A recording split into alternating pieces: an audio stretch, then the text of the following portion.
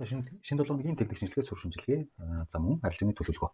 За доллар индекс бол харьцангуй хүчтэй өнөөдөөс доллар индекс маань харьцангуй тогтворжолтой болсон байна. За гэхдээ төр зүрийн тогтворжолт болов гэж бол харж байна. За хүчтэй үнэлтэй арай үргэлжлэхгүйгээр за баг зэргийн хажуугийн хөдөлгөөн рүү шилжсэн байгаа харагдаж байна. За яг энэ үедээ зэрэгцэд өнгөрсөн 7 хоногт бол Трамп маань за Хятадын цэцгийн газартаа шийд аргатай бол ярьсан. За энэ тарифын талаар хэлэлцээрүүдийг негошиашнуудыг бол хийж байгаа ярьсан. Хит хэд удаагийн ярилцлага хийсэн одоо хийж ярилцсан гэсэн боловч нөгөө талаас Хятад талаасаа бол за Трамп хоёр бол ямар нэгэн утсаар хоорондоо ярилцаагүй, ямар нэгэн тарифын талаар одоо дийл хийхээр хоорондоо бол утсаар яриаггүй гэдгийг энэ мэдээллийг нь бол няцаагаад байгаа юм байна. За тэгээд одоо хин худлаа яриад байгаа юм бол тий. За сонирхолтой. За үргэлжлүүлээд за шууд алт руу ороод явчих дөө. За алт бол өнгөрсөн 7 хоногт нөгөө хөсөн хүлээгээдсэн. За ер нь хажуугийн хөдөлгөөн бөгөөд за ер нь ханшиг докторжих хөдөлгөөнийг илүү хүлээвэл тохиромжтой байна. За энэ өнгөрсөн 7 хоногийн 2 дахь өдөр бол яг энэ өндөр ханшин дээр явж исэн. За би нэг сонирхолтой сэрээ бол үзүүлж исэн. За тэр сэрэг за өнгөрсөн 7 хоногийн тэр видеороо ороод харчихсан тест яг тэрний дээдлийн таазан дээрээс бол шууд уналт үргэлжлээд унаад ороод ирсэн юм байлээ шүү. Тэр маань regular биш юм логарифмик коэффициентээр харуулдаг ханшийн юм дээр зурагцсан зэрэг байна. За өнөөдөр алт маань за ер нь өнгөрсөн 7 хоногийн унаж орж ирсэн хөдөлгөөн дээр өнөөдрийн нэгтгэхийн хөдөлгөөн маань энэ бүсээс 3269 гэдэг ханшаас унаж чадахгүй байсараад дэмжлэгийн бүс авсараад үндсэндээ энэ buy order байна гэсэн үг. Дэшегээ ямарсан price action-ууд дэшегээ хөдөлгөөн гарч харагдаж байна те. За 1 2 3 4 удаа дэшегээ хөдөлж байна. За volume-ийн төлөө баг гэдэг ингээд тавьдаг зүй. За үндсэндээ хажуугийн хөдөлгөөн маань шалтгаалсан нэг иймэрхүү байдалтайгаар одоогийн байдлаар volume нь орж ирж байгаа. За энийг жоохон ингэж үзэх юм бол энэ маань өөрөө ашигтай харилцаж халагдаж байгаа бүс одоохондоо болж тарах гэдэг.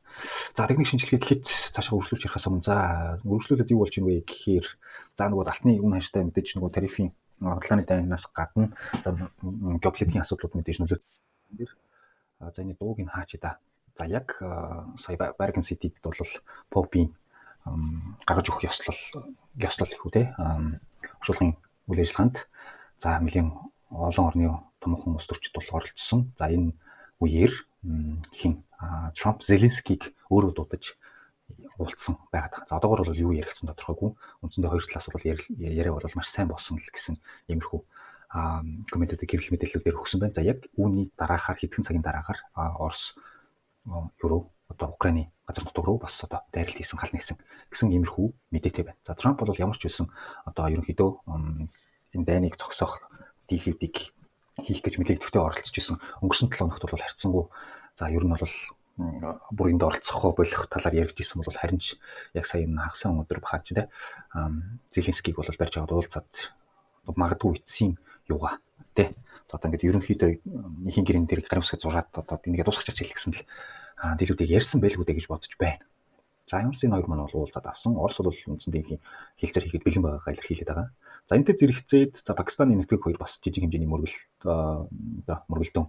За тэгээд багагүй хэмжээний хүн бас амьдсан иймэрхүү мөргөлдөөнүүд болсон юм байна лээ. За тэгээд энэ маань цаашдаа яаж үргэлжилж явах нь те 26 хүн ямар ч хэлсэн яг энэ одоо дайралтанд амь үргэлжсэн гэсэн иймэрхүү мэдээлэлтэй байгаа байна. Энэ цаашаа бас яаж үргэлжлэх нь энэ жилч одоо юу болоод энэ те хасаагүй л энэ жилсэд явах юм ер нь сүүлийн хэдэн жилүүдэд их мөргөлдөөнүүд маш ихээр гараад ах шиг байна. За энэ нэг юм асуудал гарсан байна. За энэ алтны ханшинд нөлөөлөх үү? Энэ цаашаа үргэлжилж одоо хурцтмал байдал руу шилжих үү? Энэ хоёрын мөргөлдөөнтэй холбогдлолтойгоор бас Хятад үнэтэй оролцож байгаа. Хятад юу энэ төгөг хоёр бол бас хоорондоо хэлэлдэг юм газрууд байгаа. Өөрсдийнхөө бас комментүүдийг хэлсэн байна лээ. За ингэсэн. За тэгээд үргэлжлүүлээд за Путин за удахгүй ялалтын баяр те одоо наци Германыг дарж авсан. Совет Оросын одоо ялалтын баяр 5 сарын 9-нд болдог. За яг энэ ялалтын парад баяртай зэрэгцүүлээд 5 сарын 8-аас 10-ны хооронд буюу 3 өдрийн турш Орос улс Украин руу одоо гал нэхгүй те ceasefire төр одоо галаа зогсоох иймэрхүү одоо мэдээллийг хийжээ. За окей үргэлжлүүлээд нэг иймэрхүү ерөнхий сүүлийн үед болоод байгаа мэдээлэлүүд байна. За энэ 7 хоногийн ханшинд бас хүчтэй за тодорхой хэмжээгээр нөлөөлөхтэй юу бол мэдээж санхүүгийн талингууд гарч байгаа. За өнгөрсөн 7 хоногт Magnificent 7-гийн 2 болох Tesla, Google 2 одоо юугаа санхүүгийн талингаа гаргаад байсан бол энэ 7 хоногт За 3 дахь 4 дахь өдөр aftermarket-аар буюу Нью-Йоркийн арилжааны зах зээл хаагдсны дараа Meta буюу Facebook, Microsoft компани, за Amazon, Apple гэд нөгөө нэг 7-г чинь ахад үлдсэн 4 компани нь санхүүгийн тайлангаа гаргах нь Nvidia бол нэлээд сүүл баг сар марын дараа бол гаргадаг байгаа. За тэгэхээр энэ үеуд дээр бас тодорхой хэмжээний ханшийн волатile хөдөлгөөн, за ханш хаагдах үед, маргааш нь Аз нэгдэх үед тодорхой хэмжээний жижиг гапуудтай ч юм уу те янз бүрийн одоо маркетд нөлөөлөх үс хэмжээний хөдөлгөөнүүд орж ирэхийг үгүйсэхгүй. За хуучин бол нэлээд нөлөөлөлттэй байдаг гэсэн. Одоо бол маш олон төрлийн суурь мэдээлэлүүд орж ирээд байгаа болохоор энэ маань бас бүр хүчтэй чиглэл аваад явах нь юу бол те. Хуучин бол AI-ийн ван гэж одоо яг тэр хөндлөлтийн үеэс бол AI энэ технологийн компаниуд бүгдээрээ AI-ийн шуурга болол бас нэлээд одоо хашинд нөлөөлөлт хүчтэй тренд гаргаад явж байсан ийм дүр зурагтай байдаг. За тэгэхээр энэ 7 хоногт энэ дөрвөн компанийн санхүүгийн тайлан дээр бол анхаарлаа хандуулах юм байна. За цаашлаад 7 хоногийн бас нэг томхон чухал юу бол 7 сар болгоны шинэ сарын эхний 7 хоногийн 5 өдөр болон гардаг non-farm буюу non-farm тий бид бүгд мэдж байгаа. Одоо фармын секторыг хасаад зах зээл дээр бий болж байгаа одоо шинэ ажлын байр хэрхэн бий болж байна. Энэ 7 хоногт бол бас Ялцын job opening буюу бас мэдээ байсан. Энэ нөгөө энэ 7 хоногт хөдөлмөрийн зах зээлийн мэдээнүүд нэлийн гарах юм байна. За тэгээд хөдөлмөрийн зах зээл гэснээс энэ 7 хоногт мөн Европ болон Хятад улсууд Labor Day буюу юу гэдэг вэ? За монголоор юу гэдэг вэ? Хөдөлмөрчдийн баяр гэдэг те. За хөдөлмөрчдийн баярыг одоо тэмдэглэх одоо амралтын өдрүүдтэй юм байлээ шүү. Европ болон за Хятад бол бүр 5 өдөр амархаар юм гарсан байлээ. За окей. За тэгэхээр эргээд алт руу ороод өөрөө энэ арилжааны ментор хөтөлбөрийг бол хэрэгжүүлж явдаг. За өнгөрсөн 24 оны 9 сарын 1-ээс эхэлсэн хөтөлбөр маань сая 3 сард буюу 6 сарын турш үргэлжилсэний эцэст дуусруулсан. За энэ суралцсан залуучуудаас ерөнхийдөө өмнө нь арга барилаа олж чадахгүй байгаад ямар алдаа гаргаад байгаагаа мэдэхгүй ойлгохгүй залуучууд маань нэлийн ахиц дэвшил гаргаад за өмнө нь давж чаддгүй байсан чаленжуудад аваад мөнгө татаад тийм ээ. За өөрийнхөө арга барилыг олоод гэдэг юм уу ер нь өөрийнхөө алдаа дутагдлуудыг олж илрүүлээд цаашлаад хэрхэн яаж энэ зах зээл дээр оролцох вэ гэдгийг ойлгоод суралцаад явсан юм нэлийн эерэг үр дүнтэй болж өндөрлсөн. За одоо ч гэсэн тэр залуучууд маань өөрчлөлүүлээд серверээсээ журналаа үзүүлээд арилжаануудынхаа зөвлөгөөнүүдийг тухай бүртээ аваад явдаг. За яг энэ хөтөлбөрийн волюм 2 буюу арай нэг хөвчмжүүлсэн хувилбарыг нэг 5 сарын 1-ээс эхлээд эхлүүлэх гэж байна. За өмнө 6 сар явдаг болсон бол энэ хөтөлбөрийн 3 сарын дотор хугацаанд за яг үндсэн хичээлний 2 сарын дотор орох юм. За тэгээд үргэлжлүүлээд нэг 2 сар яг зөвхөн өөрийнхөө арилжаан дээр ментор зөвлөгөөгөө аваад явах ийм боломжтой хөтөлбөрийг дахиад одоо элсэлд авч эхэлж байгаа шүү заяа. За бүртгүүлэхээс өмнө нэг юм сануулад хэлэхэд хинд илүү тохиромжтой вэ гэвэл гэдэг асуудлуудыг газ тайлбарлаад өгч гэж бодож байна. За ер нь бол анхан шатны хүмүүс орж ирээд бүртгүүлээд суугаад нэг хэрэггүй дээ. Анхан шатны ойлголтгүй бүр таг зеро болвол за арай өөр анхан шатны сургалтуудыг хайгаад явсан зүгээр болов энэ илүү өөрөө энэ зах зээл дээр оролцоод тодорхой хэмжээний цаг хугацаа зарцуулаад за тэгээд цаашлаад нэг арга барилаа олж өгөхгүй өөрт юу тохирох ямар арилжааны стратеги өөрт нь тохирч өгөхийг олж чадахгүй байгаад байгаа тий сахилга баталтаад эрсдлийн менежмент алдаад тий ер нь нэг тийм гамбл төрлийн арилжаа хийгээд байгаа. За сэтгэл зүй жоохон тааруу айцтай эргэлзээтэй арилжаанд оролцдог тий сэтгэл зүйн асуудлууд гарч ирсэн. За тэгээд ер нь өөрийнхөө ямар алдааг бас гаргаад байгааг ойлгохгүй тэрийгэ дахин давтаад байгаа. За тэгээд ер нь л нэг тийм заавар зөвлөгөө дутаад ментор хажуунаас нь заавар зөвлөх хүн дутагдаад байгаа болвол ийм хүмүүст зориулсан хөтөлбөр гэж ойлгох хэрэгтэй шүү. За тэгээд мэдээж танаас нэг зүйлийг шаардах болно. Өгж байгаа гэрийн даалгавар заавар зөвлөгөөнүүдийг хэрэгжүүлээд явах юм бол өмнөх хөтөлбөрүүдийн залуучууд нэлээд эерэг үр дүн гаргаад энэ чи бас сайжраад явах юм бол болж байгааг харуулсан тод жишээнүүд зөндөө гарч ирсэн. За тэгээд яг хангалттай цаг хугацаагаар зарцуулаад хичээлээ таслахгүй суух хүмүүс нь байвал орж ирэх юм бол илүү үр дүнтэй байх болно шүү гэж хэлэхэр байна. За тэгээд хэрвээ та сонирхож байгаа юм бол энэ яг энэ хөтөлбөр маань хэд хөтөлбөрүүдээр зааварламж нь юу байх юм. Энийг би бүгдийг уншаад явах тий. Энэ бүртгэлийн холбоосоор ороод тухтай өөрөө уншаад мэдээлэл аваад тэгээд сонирхож байгаа юм бол ороод ирээрэй. Алтан дээр бол өнөөдөр энэ чинээс Лондонгийн цаг үеэр бол энэ шалгагдаад байгаа шалнаас 7 гаралж хийчихэд эргээд энэ таад цаа өнгөрсөн яг энэ өнөөдрийн нээлтний Азийн зах зээлийн ханш хүртэл гээд яг сая бол энэгээ шалгаад байж тээ. Энэ хүртэл бол бас би явахаар одоо богино цагийн day тэ интродей төрлийн ярилцаа хийгээд гарахад бол боломж юм байна. За гэхдээ алтны хувьд би хувьдаа юу хүлээж байна вэ гэхээр за энэ галзуу өсөлт дунд үүссэн энэ 2 өдрийн хажуугийн хөдөлгөөн буюу order block нэг ингэ тэмдэглээд аваадах юм. Нөгөөх нь гарч ирдэг байна. За энэ маань өөрөө яг энэ бүс дээр л гарч ирж байгаа. За алт өөрөө хэрвээ би ямар юу хүлээх гээд байна вэ гэхээр түүний бахан зураас гараад ирчих. За энэ бүс рүү унаж орж эргээд иймэрхүү хөдөлгөөн гаргавал энэ бүсээс үндсэндээ price action нэлээд харъя гэж бодож байна. Алтыг бол тэр чигтээ за яг саяны гаргаж байгаа мэдээллүүдийг харах юм бол бас тэр чигтээ шууд үнчнээс өсөд явахыг үгүйсэхгүй юм. Гэхдээ хэрвээ унаж орж ирвэл гээд энэ бүсийг ямарсан би одоо тэмдэглээд авсан байж байна. За алт цаашаа үргэлжлээд хэрвээ өсгөр байх юм бол за хэдүүлээ энэ уналтын өмнө үсэж байгаа price action-уудыг харах юм бол за энэ хөдөлгөөн цаашаа үргэлжлээд энэ хүртэл өсөд ороод ирэхийг үгүйсэхгүй. За энэ энд болоод байгаа геополитикийн мөрөлдөөний асуудлууд, тарифын асуудлууд цаашдаа яаж үргэлжлэх вэ гэдгийг бас хэдүүлээ харах нь байна. Хэдийгээр одоо тарифын юун дээр хилцээртэй гэж одоо хилцээр нэмэ хийгдэж байгаа гэж Трамп мэдгдсэн боловч харамсалтай. Хятадын зүгээс бол тэрийг нь бол няцаасан байдалтай.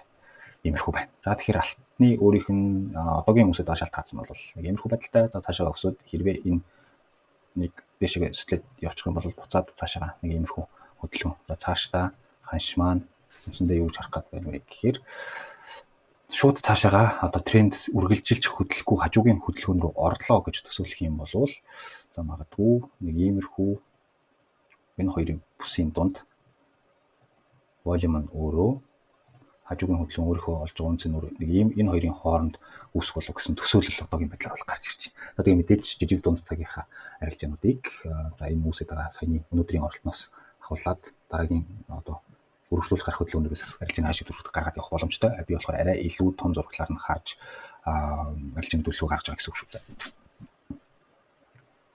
За тэгээ мэдээж үргэлжлүүлээд Nasdaq руу орчих. За бусад 30 500 100 за эдгээр 3 индексүүд бол нэлээд ойролцоо хөдөлдөг учраас нэгэн дээр нэрчхэд болох бах. За өнгөрсөн 7 хоногийн төлөвлөгөө бол за энэ бүсийг доошоо сэтлээд 2 өдрийн вебинарын үеэр бол тэ.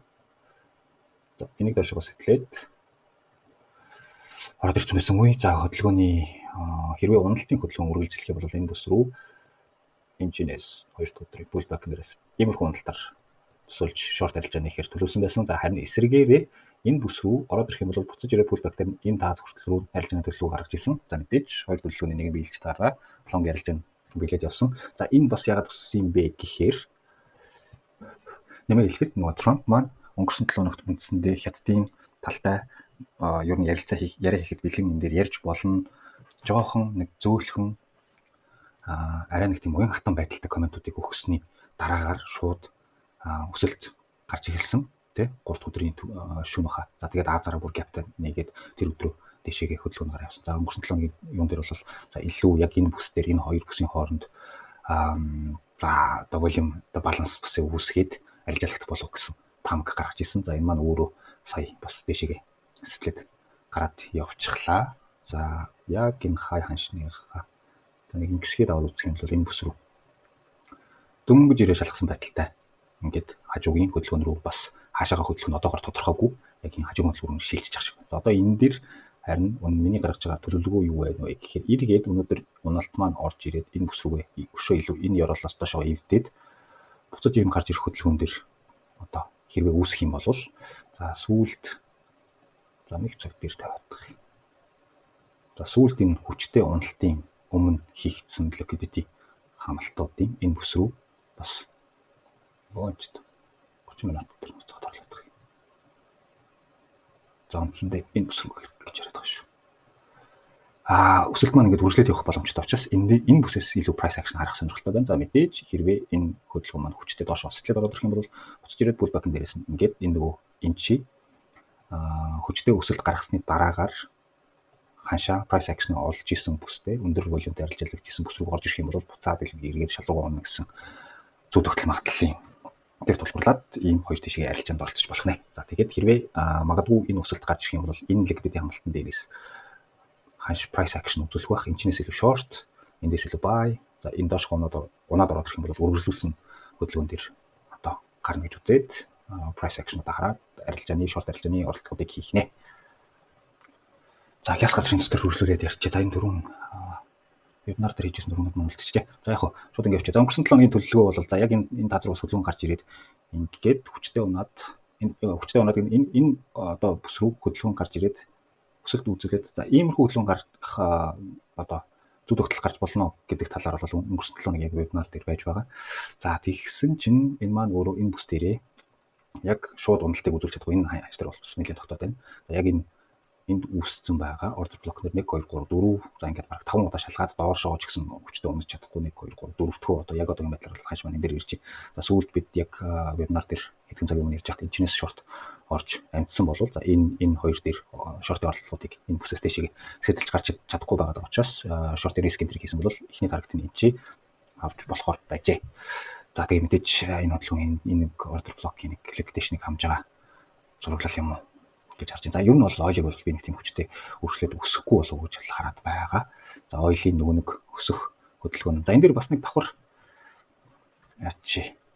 Паттерн зурж харагдаад яваад харагдчихсан. Нэг иймэрхүү дүр зурагтай паттерн зурагдаж байна даа гэж харагдаж болохоор байгаа. Хэрвээ энэ паттерн ажиллаад дэшегээ энэ одоо энэ бүсээс өсөд явах юм бол нөгөө нэг бидний хүлээгээд байгаа нэлээд олон удаа энэ өнгөрсөн цаг дээр энэ ханшин дээр спорт аваад дэшээ дэмжлэг бүс аваад те өсөд байсан ханшиг энэчээс сэтлээд эргээд энэ ханш руугаа attract хийх ханш одоо бас очдог зүйл хөтөлтөө хэрвээ энэ бүс дээр ирэх юм бол бас шорт ярилцаг энэчнээс риск энтернүүд за мэдээж те баг цагийн жижиг дунд цагийн дог хэвлэх гэдэг сетапуудыг хүлээж агаад орж болох юм аа. За энэ паттерн бас өөрчлөлт юу болох нь те паттерн хардаг хүмүүс байх юм бол ойл дээр бас нэг юм хүн явж байгаа юм байна.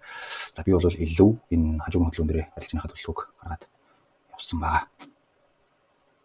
За тэгээ үргэлжлүүлээд магадгүй энэ бүсээ доошоо сэтлээд орж ирэх юм бол буцаад өсөлтөн дээр pullback руу шортын дагсан хөдөлгөөн байж болох нь. За тэгээд хамгийн сүүлд энэ өсөлт гарахаас өмнө шортуудын хийж исэн order block-ын чи үлдсэн. За ойлыг бол доошоо унах юм бол ямар ч ихний байдлаар эргээд энэ 56 за 57-гийн бүс рүү унах бүсээр бол яг ямар тач дундалтыг хязгаарлаад харъя. За тэгээд эргээд энэ 7 хоног дээр анхаарах зүйлүүд маш ойлгомжтой тий. Earning season-тэй дөрвөн том технологийн компани сонгогдсон далингууд гарах нь байна. 3 дахь 4 өдөр үзүүл болно. 5 дахь өдөр нь non-farm мэдээтэй. Non-farm болон ажил үйлсийн төвшин бас гардаг. Энэ маань өөр мэдээж Америкийн нэгдсэн улсын одоо эдийн засгийн хөдөлгөөлөлтөнд нөлөөлж байдаг. За тэгээд эх 7 хоногийн вебинараар эргээд уулзцгаая. Ямар шүлэлсэн одоо Trump-ийн цаашдаа гаргах одоо энэ тарифын худалдааны дан хэрхэн өргөжлөх нь энэ одоо их одоо геополитикийн асуудлын дантай байгаа орнууд инхийн гэрээгээ зурх уу гэдэг асуултууд эргээд дахиад бидний дунд асуулт хэвээрээ үлдэж байна. За эх 7 хоногийн вебинараар уулзцгаая. Баярлалаа.